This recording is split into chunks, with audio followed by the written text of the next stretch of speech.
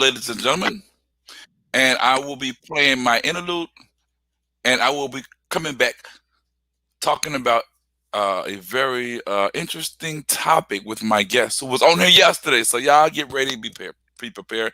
I will be talking to you out on the other side now. Hi Anthony, it's Vicky from Portsmouth in England.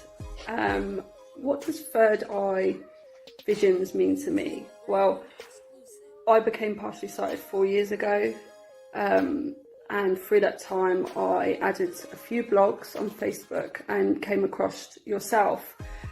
What third eye visions has done for me, it's given me hope, it's given me that support to be able to be independent and move forward, and also a lot of information from other people on their experience, those that have been partially sighted all through their lives and blind, and how they get through on a day-to-day sort of basis.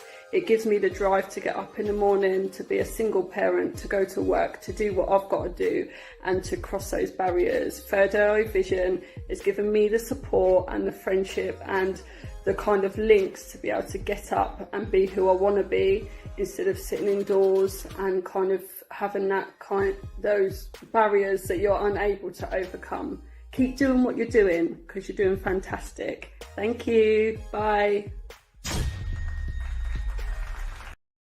All right, ladies and gentlemen, I'm excited about this because it's something. Well, let me get everything straight. My angle. Okay. Welcome to Third Eye Visions, where we motivate the blind, stimulate your mind, and welcome all kind. Today, I have a very special guest. She appeared on my show yesterday, Open Discussion. Her name is Lala. She's from Dallas, and she's going to be talking. Well, yesterday she didn't talk. She gave y'all a teaser in terms of how she lost her sight, but today this is going to be her show. So grab your popcorn. I know this. It's almost lunch hour. Grab your candy or whatever it is, canned goods, whatever you want to do. Open them up. Get you Popeye. some your Popeyes, something like that, and sit back and listen to a story because it's interesting. The thing of it is, a lot of people lost their sight due to various reasons, and what have you, gunshots, people may have had car accidents, I've interviewed individuals who lost their sight due to acid being thrown in their face, things of that nature. But this one is totally different. So I don't want her to talk about it right now. I just until the people come in, tell everybody who you are.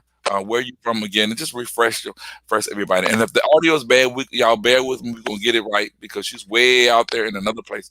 So tell everybody where you from and all this good stuff. Okay, go ahead. Okay, I'm Lala. Like he said, I'm from Dallas. Oh, I'm Lala, Texas, and I'm 26 years old, and I do have a seeing eye dog, and like he said, I'm going to share my story with you all today. Okay, how long you been living in D Town? How long have you been in I living in was Dallas? born in right. What is Dallas known I was for? born and raised here in Dallas. Okay, what is Dallas known for? Like any? Dallas is known for Oak Cliff. Oh, Dallas is Okay, known for Oak Cliff. Y'all might have heard the song Oak Cliff. That's my hood. I don't know. Yeah, they know that. What- The and also Cowboys, of course. Mo, Mo 3. Mo 3, yeah. Mo 3, he passed Mhm. away not too long ago. Boosie got shot here at Big T Bazaar not too long ago. I don't know if Dallas has turned it. And I don't know if y'all heard about the rapper dentist, the rapping dentist, Dr. No, Rose. He got I shot up. haven't. Dentist in Dallas. He got shot. He survived, thank God, but he's a millionaire dentist rapper. So What the hell a dentist got shot up yeah, we for? got that going. What was he shot up for? Because he's black, like he streets. He's like a former hood dude that Oh, turned okay. into a dentist, and I don't know people. Which I don't think, like from what I seen, he wasn't doing anything really, you know, to get shot at. But people are jealous and envious, and so Oh my You know, they'll God. take you out because they want what you got. Yeah, that's it. Well, and also the Dallas Cowboys, who we both love great dearly. Is that right? And yeah, and the Mavericks. Okay. Okay. Well, now that we've gotten a little bit about Miss Lala, so I want you to. I'm gonna sit back, tell everybody how you lost your sight, give your story, and just talk to the people. They're gonna come in at soon, I guess. How people don't really believe it, because I definitely do. When I heard, I mean, I just heard the story the first time and it was no problem, because things like that can't happen. So with that being said, you take the floor and do what you do.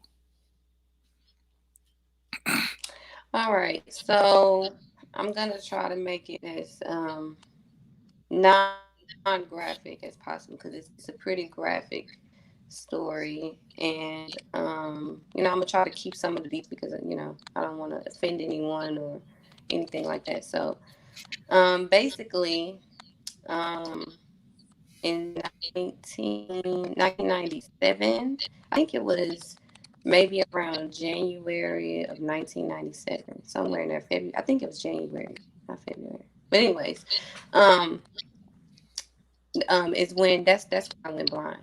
I was born with perfectly fine.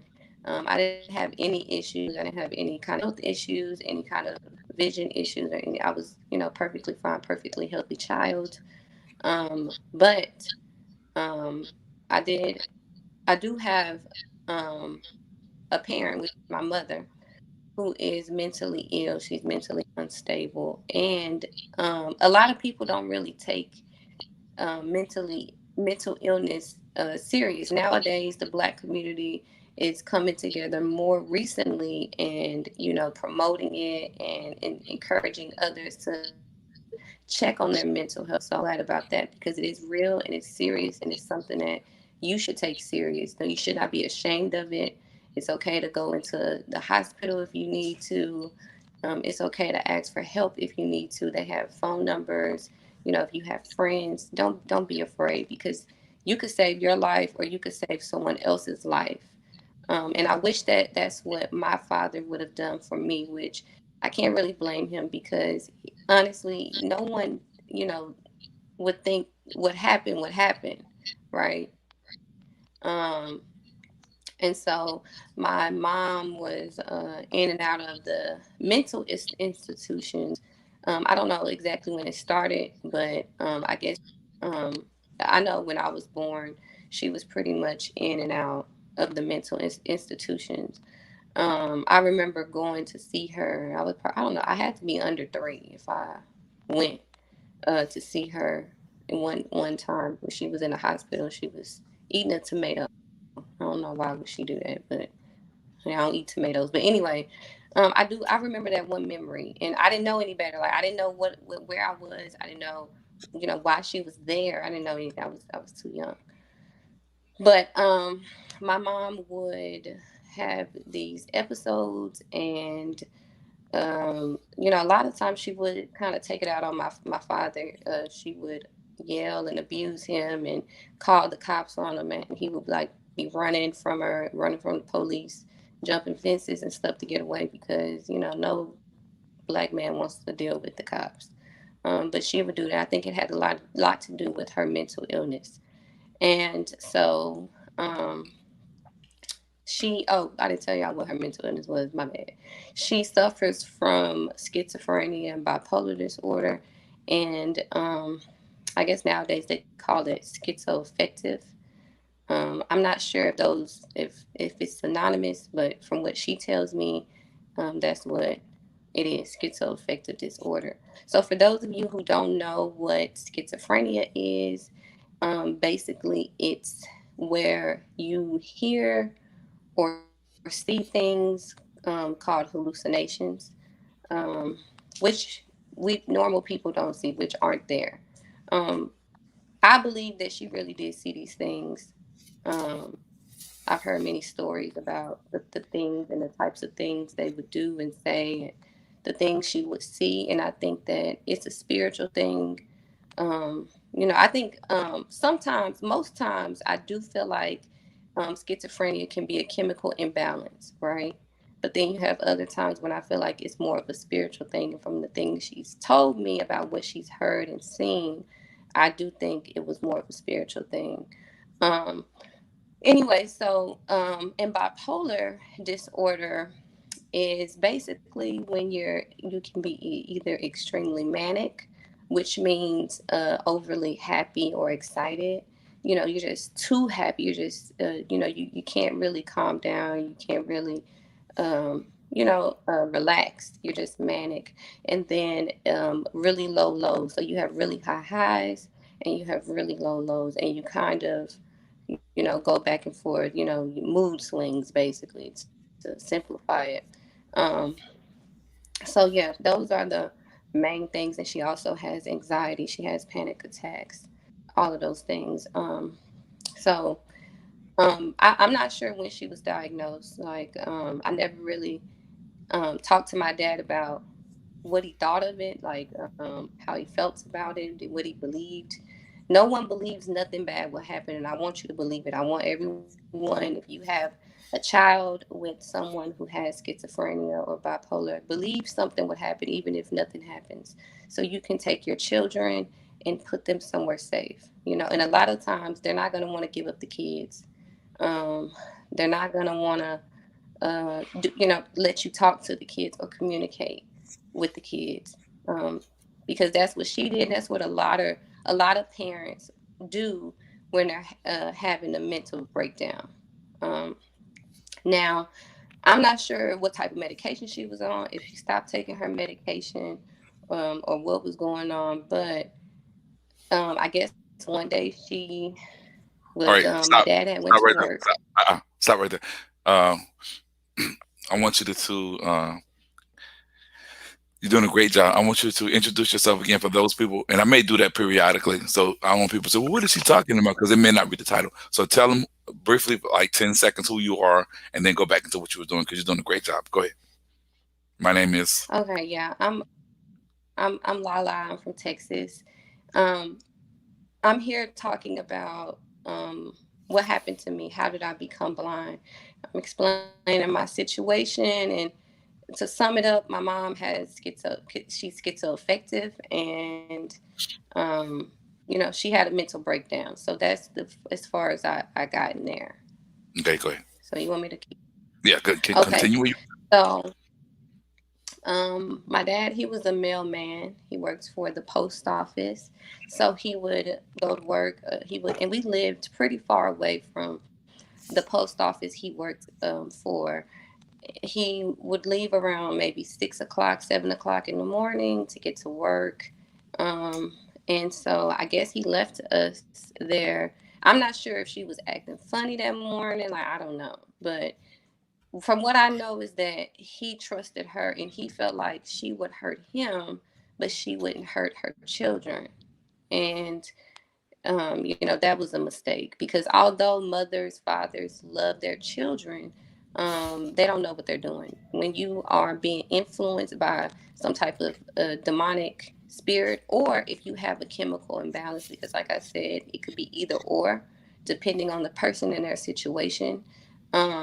They don't know what they're doing. They don't really have control. It's really not them. It's not them. And when they come back, 9 times out of 10, they're gonna regret it. Now you have the odd ones out who are just evil, but 9 times out of 10, they're gonna regret what they did. Mhm. But anyway, so um, I guess he left us there, and I really get mixed stories because I don't remember anything. I was 3 years old at the time, and I'm really happy I don't have any memories of it, because I don't know how that would affect me mentally. My brother was 10 years old. I do have an older brother. He's 7 years older than me.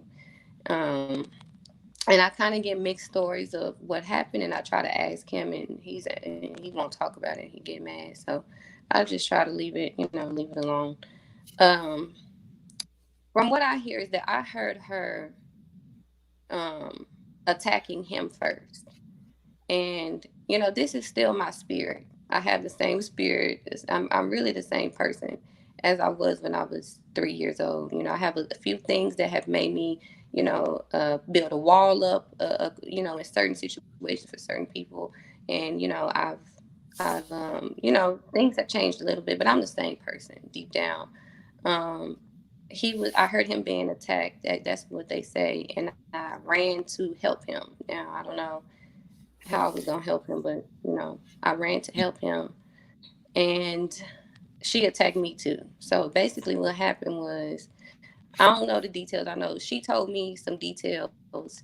I've gotten details from people here and there, but from what I know, she got a butcher knife. I don't know. I don't know if it's a butcher knife or a steak knife. She got a knife, and she cut me from ear to ear. So from just say from like your left ear going under your chin all the way across, kind of like you see in the movies. I mean, that's, I guess, if you want to slit somebody's throat, that's the way to do it, right? I don't, I'm just trying to explain it for blind people because maybe they don't know how, Mhm. what it looks like to slit a throat. So, you know, um, but that's basically what she did. And I guess she kind of cut me in other little places too. She also knocked all my teeth out. Well, not all of them, but most of them. And the ones she did knock out, she chipped. So I remember going to Children's Hospital, and I don't remember much, but I remember they had a train, and I remember me and my daddy walking in, and I guess I just remember waking up with silver caps in my mouth and no teeth in the front. I didn't have no teeth in my front, like I was just bald mouth.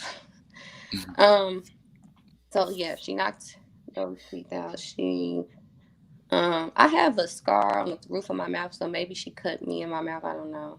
I have a scar. I still have scars. They're not really visible, but because I'm kind of light, uh, I'm I'm light, and you can see them more than you maybe would if I was a little darker. So that's why I feel like you want to come in. Yeah. Explain to tell what we talked off camera about what happened the date that when that incident occurred when your father found you that day. Explain to them what happened. Give Oh them a yeah, little. I was gonna get there. I was just trying to explain to them how it happened, what happened, and then I was gonna, Okay, tell. go ahead. All right, go ahead. Finish up. Do And your way. okay, so um, I I have a scar on my face. I mean, you can see it, but probably not on camera because my hair is covering. But it's really not visible. Like, I don't even notice it until I think about it. You can't you can see it when you're looking, but they kind of faded. So anything else? I think I have like a little nick on my forehead, but it's really nothing. Um, and of course, I'm blind. That's the main thing that I was, I wanted to get to. So yeah, I don't know. Like, people ask, like, how did, what did she do? I don't know what she did. I don't know how she did it. I don't know. But all I know is they say she gouged my eyes out. So Mm. I don't know the way she did that. I just know I don't have an optic nerve. So people always say, "Do you want surgery?" Well, I don't have an option for surgery unless they do stem cell surgery and grow me an optic nerve. So yeah, I don't even have an option because I have no optic nerve. And for those of you who don't know, the optic nerve connects your eyes to your occipital lobe in your brain where you see. It's the seeing centers in the brain. So yeah, so after she did that, she messed my brother up too. She cut his forehead. He has a big scar still there. He's learned to embrace it because he used to hide it with his hair. She broke his arm. He was in the hospital maybe 2 weeks. I was in the hospital for 3 months, maybe somewhere in there. They say my head was the size of a basketball or two basketballs, and just think about a 3-year-old little girl, her head, and think about how big that would be. Two basketballs. And I was in a coma, and they said I wasn't gonna wake up. Um, but I woke up, obviously. My aunt was talking to me, and the nurse told her, "You may as well cut it out. Like, it's no point. She's not waking up. It's pointless." So my aunt got offended. She got upset, and she talked to me anyway. And the machines began to move, And I woke up and they told me, well, they told my family that I would be a vegetable. So if I did wake up, I wouldn't be able to walk, talk, or anything. But obviously, that's not true. And I had wonderful doctors, Doctors James married, and um, Dr. James married, and I don't know the other doctor, but they were amazing, and I'm really grateful for them. Like I love them simply because they made me look beautiful. Like they fixed my face. They whatever they did, I don't know, but they did everything, and now I don't look like anything happened. So I'm gonna go back to this part. Like he mentioned, um, what happened when my dad came home. This is why I'm gonna tell y'all. This is why I believe in God so much. Um, my dad, like I said, my dad was a mailman, right? He worked maybe 45 minutes away. What's the odds of him coming home at 10 a.m.? I don't even know why he came home. I don't know his reasoning. But what's the odds of him leaving work, stopping his routes? You can't do that. You can't just not deliver people's mail. Like it don't work like that. Why did he do it? I don't know. He had no reason to come home. He didn't have a doctor's appointment. He didn't have nothing. It was just he came home, and he found us laying in blood. And so he picked me up first because fathers love their little girls. They love their little boys too. But it's nothing like a connection with a little girl and a father. And he loved me. He really did. He loved me. And when he picked me up, I wasn't doing nothing. I wasn't moving or anything. And I guess it scared him because I was just bloody and Mm, lifeless. And so he dropped me. So they called 911. Well, he called 911. At that time, my mom was sitting on the porch just with blood all over her, acting like nothing happened. And he called 911 and they came. And so they was asking who did it. Well, she said he did it. So they took him to jail. They had him in jail for 2 weeks until my brother was able to talk. And he told them she did it. A mess. Like, I'm like, what is wrong? Like, why would she do that? I don't know. The things you do, we do. I don't know. And mm, why they didn't believe him? Maybe because of his ethnic background. So and unfortunately, people believe women more also. So it could be that because she was a woman, he was a man, and she was also bloody. He wasn't as bloody. So maybe I don't know. Maybe she had cuts on her because she did say, and she's still angry about this. And this is why I feel like it's evil intent that my brother was cutting her hands and that he shouldn't have done it. He should have said he loved her.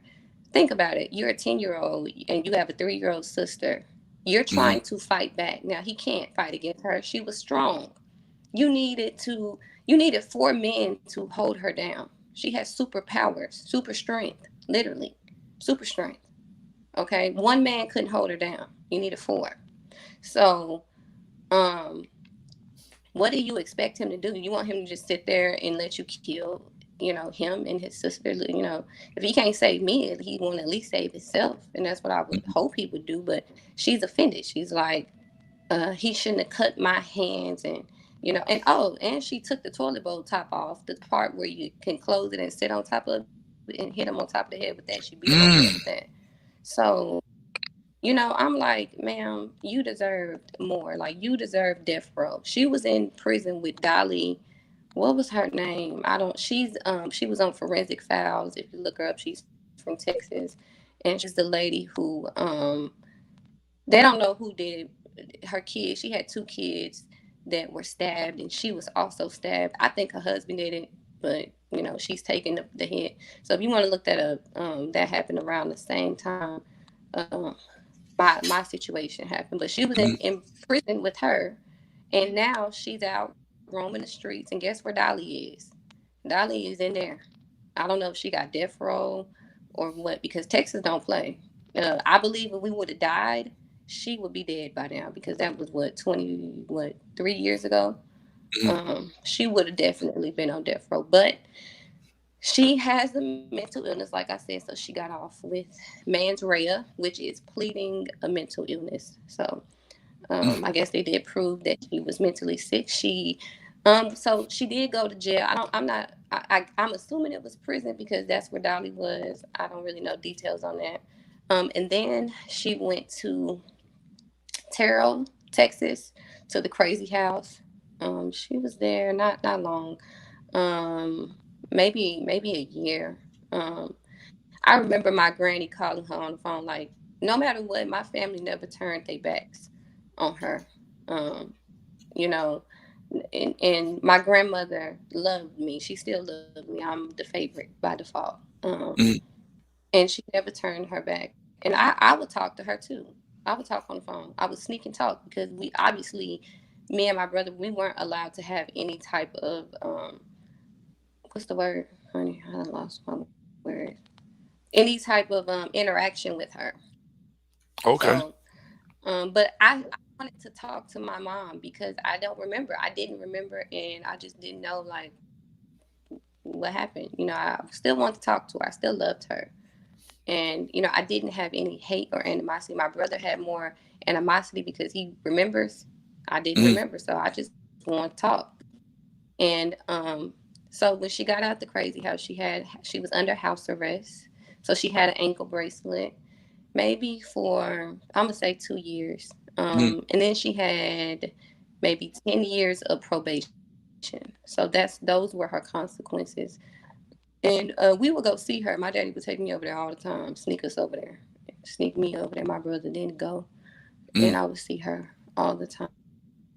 So those are the consequences. My consequences are permanent. I would never be able to see. I would never be able to do a lot of things because of her. And she tells me that she was the victim, and I guess she wants pity. So I don't know. Y'all tell us in the comment section who do y'all think the victim is. We'll let y'all determine that. So yeah, so Now, that's a synopsis of my story. I hope it can while inspire someone. And like I said yesterday, I don't want no pity. Please don't pity me. Please, huh? while we're waiting for them, because we Go have a few. What I mean, you said you don't have no remorse or anything, so you forgiven her for what she's done, right? I didn't have any remorse. Now as I've gotten older, I mean not remorse, but resentment. As I've gotten older, and we talked about, I stay with her. Like people like, oh, what, you stay with her? Yeah, I do. But the way she treats me, she's called the police on me countless. I can't even count how many times, and it's for like not going to my room, not eating my pizza, not whatever. I don't know, stupid stuff like that. Not doing what she says. She's very controlling and manipulative. So, I don't think I deserve that. I feel like the least she could do is, you know, give me a place to stay until I can find my husband, who will have a good job and be able to provide for me and his future family. That's the least she could do because, I could hate her, I could resent her. I really don't. I try not to, and it's really because of my religion. If it wasn't religious, I probably would hate her. Um, but I try not to. But the things that she does, it builds resentment. It builds it up. Calling the police on me for no reason, kicking me out, threatening me for no reason. And she has a gun. Okay, she has a gun. And whoever gave her the gun is a dodo brain. And I think it was my cousin who is a dodo brain. And she's mentally ill. You never give a person whose mind is not right a gun. So So, with that being said, at, yeah. at, at your age and what have you said, all she needs to do is to let you stay there until you do what needs to done. Do you think that because people might say, well, why don't you get out on your own and don't even worry about her? What do you say to that instead of waiting? Okay, when I was 18, I don't really get along with my family. My family is not close. I actually live with my aunt. Um, that's who basically raised me. And then when I was 18, I left and went to college, stayed on campus a year, and then I lived in an apartment for the remainder of my time in college. And then I don't, I had, I had a roommate with a friend for a while, and then I had my Mhm. own apartment with the roommate for a while, and then I moved here maybe 2 years ago. So I haven't really been here long, but Okay. things are like everything is expensive. You need $1,000 for rent, and I get a disability check. I get a lot more Mm. than most blind people because I get disability and not SSI, but it's not enough to pay rent, to pay water, electricity, food. I got a dog, I got personal needs, things like that. So I don't have enough money to live by myself right now. And I So don't work. because Oh, y'all may and want to know and that I I do don't work. When I I got, understand that whole. huh? I say I understand that wholeheartedly because it is hard for one, then especially if you have impairment. But I want to ask you because of the fact that these things have happened to you, do you? Oh, I forgot my train of thought. Do you? I mean, what's basically keeping you in a positive frame of mind? And I know you can't go back and change things, but after all this has happened, do you? You've forgiven your mom for what she's done, but what is keeping you positive and keeping you motivated in spite of this happening to you?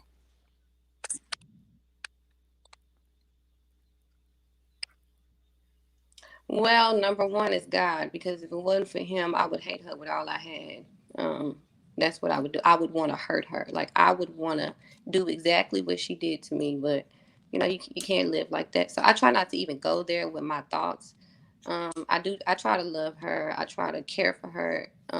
So God is a big reason. Another reason is, what's the point of hating someone? Because really, it's hurting you in the end. They're living their life. They're partying and they're watching Tyler Perry, Harvey, while I'm sitting in the corner thinking negative thoughts. So I'm not gonna do that. And another thing is, I'm not going to hell for her. If I'm going to hell, I'm going because I was fornicating and getting high and getting drunk all day. I'm not going because I hated her, because then she would be the reason I'm there. So no, if I'm going to hell, let me go on my own terms, not on anybody else's. So what I want to do, what I'm learning is I want to love everyone the same way God loves me, which is very hard, but that's what I want to do. And if I want to, start, I need to start right here at home and work my way, into the world. Hmm. Amy wants to know how many illnesses does your mother have? I think that's what she said. Does she have? So I'm guessing she's referring to your mom. She wants to know how many illnesses does your mom or does she have? So we'll just think that she was referring to your mom. Um, yeah, she has schizophrenic. That's one. She's bipolar. That's two. She has anxiety and panic attacks, which will go along with the anxiety. I think that's basically it. So I guess basically she's schizoaffective. So you could put that into one category. But her hallucinations are very real to her. She actually lost her mind twice. She lost it the first time when she tried to hurt us. She lost it again. When she lost it again, and she was going to kill everybody. She went to my cousin's house, and she threw a brick through their window, which the brick was like a few inches from hitting my cousin's husband in the head. And Mm. luckily, my uncle, I guess he was outside. I don't know where he was, but he called the police and they caught her in time.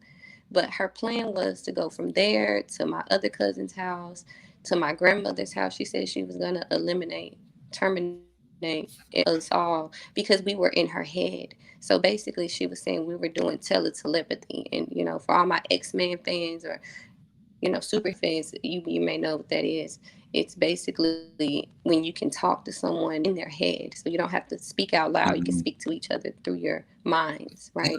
So that's what she was having. She was hearing us talk in her head. And I don't really know exactly the things that they were talking about or what they were doing. I remember her telling me, and when she would call me, I was maybe like 16 or 17. I think I was about to graduate. And I was like, Mom, she was like, they're doing telepathy, they're doing this. And I'm like, who telling you? How you even know what telepathy is? Because she ain't got no internet. And I don't know if she watched the movies. I don't know. She would say, God told me, God told me. I said, girl, that Mm. is not God I telling you for definitely you to understand stop. that. And I definitely I understand. said, Mama, pray, Mama. And Okay.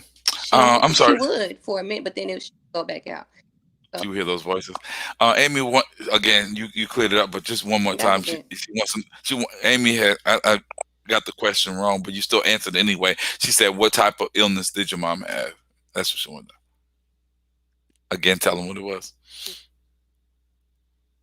Oh yeah, that she has schizophrenia, bipolar, and she has anxiety and panic attacks.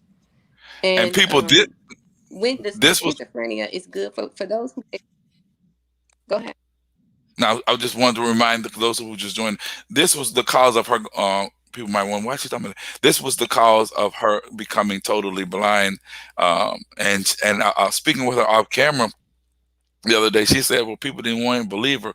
See, they want y'all want news on the news. I mean, tell that story as well. What happened? Because you said people didn't want to believe you and whatnot, but this is actually this is true. This can Oh, actually happen. So you know, hearing voices and it's not them that's actually it doing it. actually, It's the voice that's telling them. So go ahead. yeah, it actually happened not too long ago with a man who basically pulled his girlfriend's eyes out, killed his mama, and threw his 1-year-old baby out a 2-story window. So that's a very new case. It's very similar to mine, so y'all can look that up. But we were on the news. We were all over the news. We was on Good Morning. We were on CBS. Whatever, letters. We was on the alphabet. Me in particular, they had like me playing basketball, reading books, Easter egg hunting, stuff like that.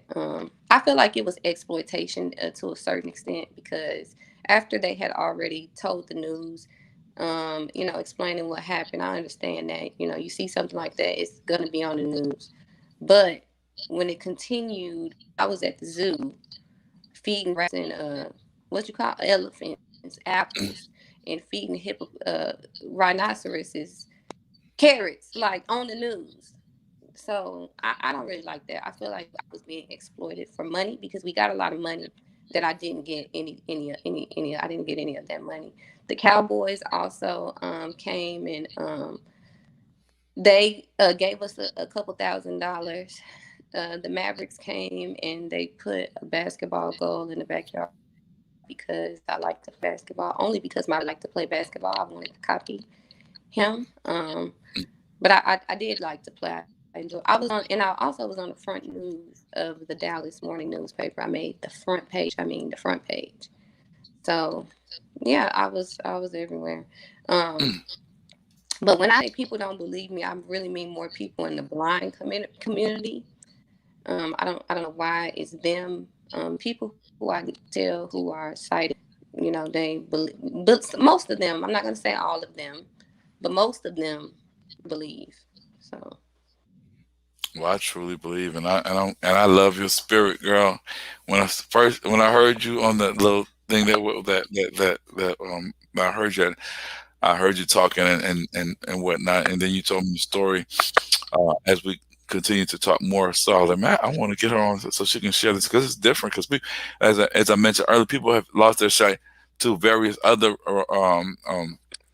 situations, but this is the first time this has happened, and what have you. So as we wrap up, um, what do you want to leave with the people to know and whatnot as far as your direction? Though this has happened to you through no fault of your own, and have you? What's your direction now? Well, number one, I just want to say this. Please don't pity me. Don't feel sorry for me. Don't all me. Don't do that. That's my past. I'm alive. I'm well. So let's be grateful for that. Let's live in the moment. Okay. I told my story not to get me, but to inspire others, to encourage others, to let others know that although you may be having a hard time, you may be struggling, things may not be going right in your life. Just know other people suffer too. Some may suffer more than you and some less than you, but just know you're not by yourself. I just want y'all to know that. But no pity. Don't message me on Twitter. Don't do none of that with, oh, I'm sorry, Mike. No, don't do that. But I want to end and say, I had fun talking, and I'm happy to share my story. Any other topics you would like to discuss? I'm open, and I hope your audience likes me. I Yeah, hope you they got like they me. do. I Give hope them they your like your us. That's Give what. them your Twitter because you say you're on Twitter, and I just followed you. Give them the Twitter where they can follow you.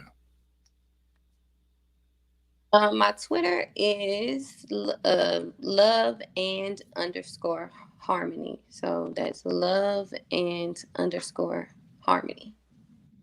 Okay, that's what it is, y'all. Love and underscore harmony. I want to thank everybody for staying with us. Um, if you comment after this, I appreciate the people who've been on here. If you comment after this, and you want to be on the show, you have a story, please email me at parkeranthony225 at gmail.com, and definitely subscribe to or either follow Lala. And Lala, it's been a pleasure speaking with you, talking with you. You're very bright and positive and just all there. I hope one day we'll meet some days if I ever they have a convention out there in D Town and whatnot. But man, if there's anything I can do for you, man, you let me know.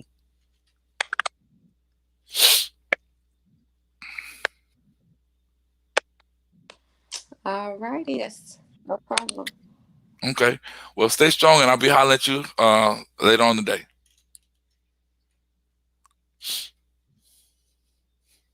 All right, peace out. Okay. Bye.